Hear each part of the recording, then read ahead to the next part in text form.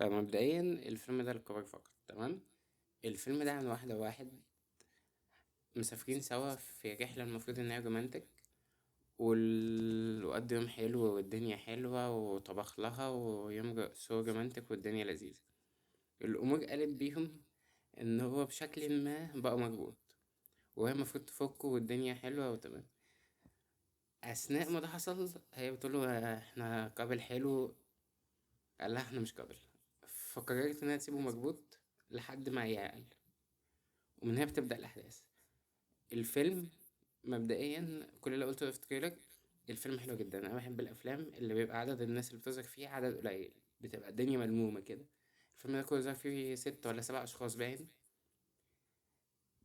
بص، فيلم 18 بلس، فيلم رومانتك، فيلم كوميدي، وكوميديا ابسورد، حاجه ويرد كده. فلو ده نوع افلامك، لو دي الافلام اللي انت بتحبها، يرشح لك الفيلم ده بشده.